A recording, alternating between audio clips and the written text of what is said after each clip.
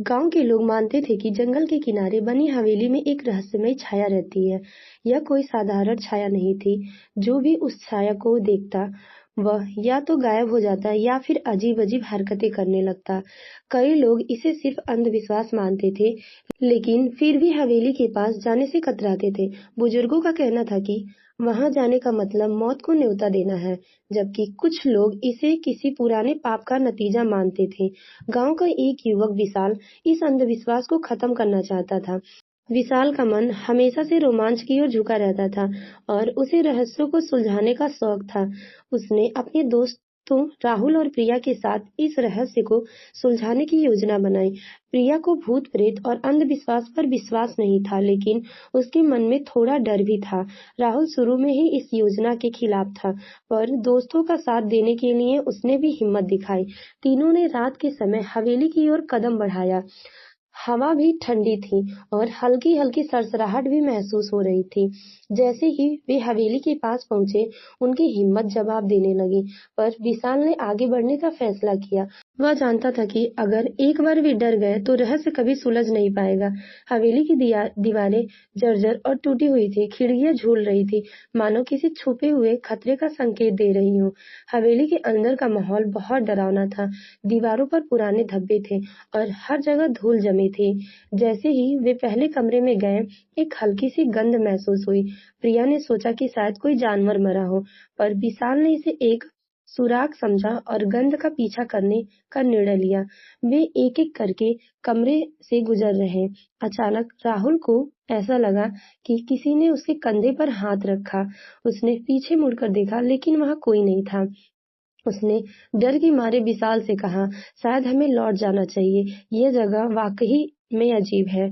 पर विशाल ने उसे हिम्मत दिलाई और आगे बढ़ने का आग्रह किया। अचानक एक कमरे में उन्हें एक पुरानी डायरी मिली। डायरी के पन्ने पीले पड़ चुके थे और उसमें माया नाम की एक लड़की का जिक्र था। जैसे-जैसे उन्हें डायरी पढ़ी, उन्हें पता चला कि माया को उसके पिता ने हवेली के एक कमरे में कैद किया था। माया के दर्द भरे शब्दों ने तीनों के मन में एक अजीब सा सन्नाटा भर दिया। माया की डायरी में उसने लिखा था कि उसका पिता एक रईस व्यापारी था, जिसने हवेली के नीचे कहीं एक बड़ा खजाना छुपाया था। लेकिन जब माया को इस खजाने के बारे में पता चला, तो उसके पिता ने उसे हवेली में ही कैद कर दिया, ताकि राज बाहर न जा सके। डायरी के अंत में लिखा था, जिस दिन मेरा दर्द कोई समझेगा, उस दिन मैं आजाद हो जाऊंगी। विशाल ने महसूस किया कि डायरी में जो कुछ लिखा है, वह शायद उस छाया का कारण हो सकता है। तभी एक हल्की सी छाया उसके सामने दिखाई दी। उसने उनकी आंखों को चौंका दिया। प्रिया ने डर के मारे विशाल का हाथ पकड़ लिया। विशाल ने हिम्मत नहीं हारी और छाया का पीछा करने का निश्चय किया। वे छाया का पीछा करते हुए हवेली के पीछे हिस्से में एक छोटे से दरवाजे तक पहुंचे। दरवाजा टूटा हुआ था और वहां से एक तहखाने में जाने का रास्ता दिख रहा था। जैसे ही वे तहखाने में उतरे, वहां की हवा एक अजीब सी गंध थी। तहखाने में पुरानी तिजोरियां और कागजात पड़े थे। विशाल ने अनुमान लगाया कि शायद यह खजाना यहीं कहीं है। जैसे ही उन्होंने तहखाने में कदम रखा, एक तेज रोशनी उनके सामने आई। तीनों की नजर उस छाया पर पड़ी, जो अब उसके सामने साफ दिखाई दे रही थी। माया की छाया अब स्पष्ट थी, मानो वह तीनों को कुछ बताना चाहती हो। विशाल ने साहस जुटाया और माया से उसकी मदद करने का वादा किया। माया की छाया धीरे-धीरे गायब हो गई, लेकिन उसने तहखाने में कुछ इशारा किया।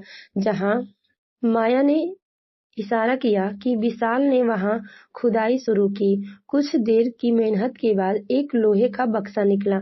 बक्सा खोलने पर उसमें सोने और हीरे के आभूषण भरे पड़े थे, पर उन आभूषणों के नीचे माया के पिता का एक पत्र भी था।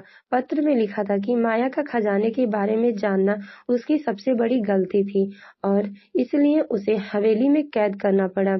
विशाल ने गांव को इस खजाने के बारे में बताया और हवेली के पीछे के सच से पर्दा उठाया। माया की आत्मा को भी शांति मिली और उसके बाद हवेली में कभी किसी ने छाया नहीं देखी। सच्चा रहस्य और साहस वही होता है जिसमें एक सत्य को बिना डरे उजागर किया जाए। विशाल और उसके दोस्तों ने इस रहस्य को सुलझा कर दिखाया कि डर और अंधविश्वास को दूर करना ही असली बहादुरी है। Thank you for watching my video and ये स्टोरी आप लोग को पसंद आया हो तो please subscribe my channel and like share comment.